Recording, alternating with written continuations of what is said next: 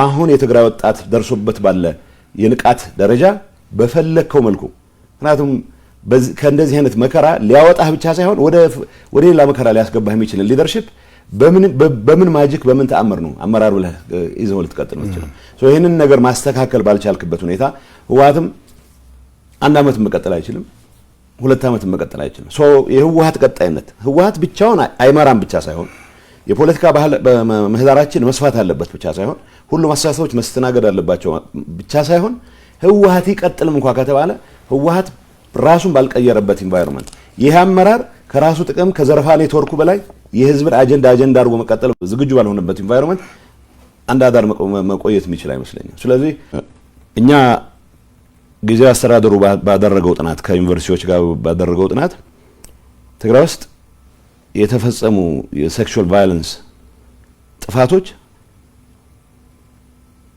በ10 ሺዎች የሚቆጠሩ ሴቶች የተደፈሩበት ኢንሲደንት ጥናት ሲናደርግ 76%ን የኤርትራ ሰራዊት ፈጽሞታል ነው የሚባለው ምክንያቱም የኤርትራ ሰራዊት እንግዲህ 76% ኤርትራ ሲፈጸም ማለት 24%ን የፈጸመው ሌላው ወገን ተጠያቂ አይደለም ማለት አይደለም አንድ ሰውም አንድ ጥፋትም ካለ ተጠያቂ ስለዚህ አቻለሁ ባይዘው በእኛ በኩል እኔ አንድ ነገር ልንገር ብዙ ጊዜ የትግራይ ሰራዊት ከፍተኛ አመራሮች ከተወሰኑ ሌቦች በስተቀር ስርዓት ለማክበር ጥረት የሚያደርጉ ናቸው ይሄ መታወቅም ይችላል ስርዓት ለማክበር በሚያደርጉት ጥረት አማራ ክልልም አፋር ክልል ላይ የመድፈር ወንጀል የፈጸሙ ሰዎችን እርምጃ ወሰዱ አቃለሁ እኔ የሰራዊት አመራሮች እርምጃ ወሰድ ሰመሪሊ እርምጃ ወሰድ ነው ትክክል የሚሆነው ወይስ ለፍትህ ማቅረብ የሚለው የተለየ ጉዳይ ሆኖ በኔ አንደርስታንዲንግ እንደዚህ አይነት በደል ሲፈጽሙ እርምጃ የተወሰደባቸው ታጋዮች እንዳሉ አቃለሁ ግን ደግሞ ገና ጦርነቱ በሺዎች የሚቆጠሩ ወጣቶችን ይበላ በነበረበት ወቅት ሳይቀር ምሽግ ለመቆፈር ብለን የወሰድነውን ኤክስካቫተር ወርቅ ለመልቀም ይጠቀሙበት የነበሩ አዛዦችም አሉ ይሄንን አቃለን ሲዋሹ በጣም ነው የሚገርምኝ እኔ እስካሁን የዋሸሁት ይበቃኛል እስካሁን የታገዝኩት ይበቃኛል ሰው ሲሸጡ የሚኖሩ ሰዎች አሉ ኤርትራዊ መሸጥ ንብረት ነው የሚባለው ንብረት ነው የሚለው አውርደዋል ይታፍንና እንግዲህ አላማው የኤርትራን ሰራዊት እናፍርሰው የሚል ነበር በእኛ በኩል ኤርትራን ሰራዊት ለማፍረስ ግን ሰዎች እንዲመጡ ማድረግ ነው ግን ኤርትራን ሰራዊት ማፍረስ ዘመቻ ጀምራለሁ ብሎ ይሄን የሚመራው ወገን ገንዘብ ያላቸውን ሰዎች ብቻ ነው ማፍረስ የሚችለው ስለዚህ የደሃ ልጅ ወጥሮ እንዲዋጋ ይገደዳል ማለት ነው ሶ ከያዝኩ በኋላ 27 ወጣት አንድ ቤት ተዘጋና ቤተሰቦች ያሏቸው የሚባሉ ውጭ ሀገር ያሉ ሰዎች አካውንት እየተጠየቀ እያንዳንዱ ሰው ሚኒመም $4000 እንዲያስገባ ተደርጎ ሰው 20 ሰው ካፈንክ $80,000 ታስገባለህ ማለት ነው በዚህ የውጭ አካውንት ከፍተው በሺዎች የሚቆጠሩ ሰዎችን እየሸጡ እያገቱ አሁን በኤርትራነት ጀመረ መጨረሻ ወደ ትግራይ ተወላጆች ዞረ ይሄን አመራር የሚሰጡ ከፍተኛ አመራሮች አሉ ይሄ ወርቅ ንግድ ውስጥ የገባ አሁን ለሀገሪቱ ለትግራይ ነጻነት አሁንም እስከ መጨረሻው ሰዋለሁ ያለ የሚፎክር ጀነራል አለ ወርቅ ንግድ ነው ያለው ነው መባል ያለበት እነ ምግበ የሰሩት ጀግንነት የወጣት መስዋዕትነት መሰረት ተደርጎ የመጣ ጀግንነት ነው እነዛን ወጣቶች ለስደት በሚዳርግ ደረጃ ወደ ተራ የወርቅ ንግድ ገብተው ሲያበቁ የስርቆት ተግባራቸውን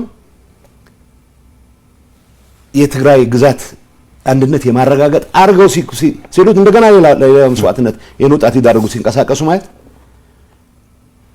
እና ኃይለ ሥላሴ የተዘረፈ ብር ነው ነገር ብር ከመንግስት ካዝና የወጣ ብር በመቶ ሚሊዮን የሚቆጠር ብር የዘረፉ ሰዎች አሁን በትግራይ ህዝብ አንድነት ስም የትግራይን ወጣት ከኤርትራም ጋር አብሬ ለማገዶነት ዳርገዋለሁ ብሎ ሲፎክር በጀግንነት ነው ስለዚህ እነ ምግበና ኃይለ ሥላሴ በወንጀል ተነክረው ድንገት የሆነ ሰላም ከተፈጠረ አደጋ ውስጥ እንገባለሁ ተጠያቂ ሆናለሁ ብለው የሚያስቡ ሰዎች ግርግር በፍጹም እንዲያልፍ አይፈልጉም የትግራይ ህዝብ ድጋሚ የጦር አውድማ የሚሆንበት ሁኔታ ግን እስከ መጨረሻው ድረስ እንዳይሆን ታገላለሁ ይሄን ለማድረግ በመናረገው ትግል እንቅፋት የሆኑት ወርቅ ንግድ ላይ ተሰማሩት ዘራፊዎች ናቸው። ግንባር አዛዥ ነኝ ይላል፣ የሆነ ነገር ያወራል። ወርቅ ሲዘርፍ ነው የሚለው። 2014 ነው የምነግርህ። 2014 ወጣቶች በየግንባሩ በሚተናነቁበት ሰዓት እኔ ሲምፕል ምሳሌ ልንገርህ። ዳባት ደባርቅ አካባቢ ሊማሊሙ ውጊያ ይመራ የነበረ ሰው ሩቅ ርቀት ሆኖ ውጊያ ይመራ የነበረ ሰው አት ዘ ሴም ታይም በኤክስካቫተርስ ወርቅ የቆፈረ ይሸጥ ነበር።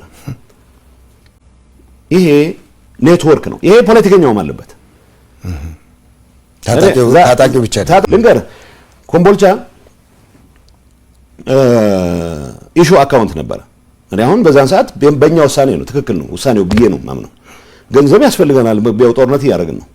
ገንዘብ ያስፈልገናል ተብሎ ባንኮች ውስጥ የነበሩ የግል ባንኮች አንንካ፣ የመንግስት ግን መውሰድ አለብን የሚል ፖለቲካሊ ወሰንን። እሺ እኔ እንደማውቀው 4 ቢሊዮን ነው ኢሹ አካውንት ላይ ነበር። ይሄን ማረጋገጥ ይችላል ብሔራዊ ባንክ፣ ምክንያቱም የመጣልኝ ወረቀት አለ። የጊዜው አስተዳደር ፕሬዚደንት ኮንኩ በኋላ ምን እንደተፈጠረ ባንኮች ውስጥ ግለጹልን የሚል ኢሹ አካውንት ያለውን ገንዘብ እንዲሰበስቡ ከተመደቡት ሰዎች መሃል አንደኛው የግንባር አዛዥ የሚባለው ኃይለ ስላሴ በቢሊዮን በ100 ሚሊዮን የሚቆጠር ገንዘብ ነው የወሰደው። ኢንፋክት 1 ቢሊዮን አካባቢ ነው የወሰደው። እሱ ስር ተፍተፍ የሚሉ የሱ አገልጋዮች የሆኑ የተወሰነ ድርሻቸውን ይወሰዳሉ። አብዛኛው ሰው ከትግሉ ለትግራይ ህዝብ ህልውና ካለው ጥቅም አንጻር ብቻ ነው የተሳተፈው። ገንዘብ ያገኝበታል ብሎ የተሳተፈ የለም። ሰው እነዚህ ሁሉንም አይደለም በአንድ ላይ ምታ በዛ ውስጥ ይሄንን ያስተባበረ የነበረ ሰሞኑን በቁጥጥር ስር እንደዋለ ሰምቻለሁ። ከውጭ ነው የነበርኩት፣ ሰምቻለሁ። በራሳችን ጥናት እኔ አይደለሁም ያደረኩት ያን ጥናት፣ ዶክተር ደብረጽዮን በሚመራው ጥናት ይህ ሁሉ ዝርዝር አለ ተቀምጧል። ዝርዝር ተቀምጦ ለምሳሌ ይሄ ኃይለ የሚባለው ሰው እኔ እንገርህ ኃይለ እንትን ብቻ አይደለም ይሰራው፣ እኔ በማቀው በሚገባ ባረጋገጥኩት ሰነድም ጭምር የወርቅ ማሽኖችን ሲያስገቡ ነው። ወርቅ የፖለቲካ አመራሩም ወርቅ እነዚህ ስምልህ ሰዎች የፌደራል ሰዎች ጋር ይነጋገራሉ። ልንገርህ እዚህ ኃጢአቱ ብዙ ነው። የፌደራል ሰዎች ጋር ማሽን ሲያዝባቸው እናንተን የመሰለ ሰው እኮ የለም እያሉ የተለማመጡ ማሽን ላይ ያስለቅቁ ይሞክራሉ። ይህ ዝርዝር መረጃ ነው ያለኝ። ይህንን የኔ ምክትል ያውቃል። የጸጥታ ተነጋግረን እርምጃ እንውሰድ፣ ለፍትህ ይቅረው። የተደረገ ጥናት ነው ምነግርህ። በተደረገው ጥናት እገሌ ይሄን ያክል 300 ሚሊዮን ወስዷል፣ በቁጥጥር ስር ይዋል። ይሄ እገሌ ይሄን ያክል ማሽነሪ ወስዷል፣ በቁጥጥር ስር ይዋል የተባለው እርምጃ እንውሰድ ካልን 2 ዓመት ነው። በዚህ ጉዳይ ላይ ከፍተኛ ተሳትፎ የነበረው ሰዎች ዝውውር ላይ መያዝ አለበት ብለን እናስበው የነበረ ሰው ወደ ውጭ ሀገር ወጥቷል። ሌሎች አሉ። አሁንም በቃ ንግዱ ተጧጥፎ እንዲቀጥል ቅድም እንዳልኩ ነው። ኤርትራ ሰራዊት ማፍረስ አይቻልም በዚህ ምክንያቱም ገንዘብ ያለው ሰው ብቻ ነው ሊወጣ የሚችለው ማለት ነው። ወጣቶች መዋጋት የማይፈልጉ ግን ደግሞ ታፍነው ገንዘብ አውርዱ እንዳይባሉ ስቃይ ውስጥ እንዲቀጥሉ የተደረጉ ዓላማው እሱ ነው የነበረው። ኤርትራ ሰራዊት እናፈርሳለን በሚለው ግን በሺዎች የሚቆጠሩ ሰዎች ሊትራሊ ተሸጠዋል ነው ነገር። ይሄ ትግራይ ተወላጆችንም ይጨምራል።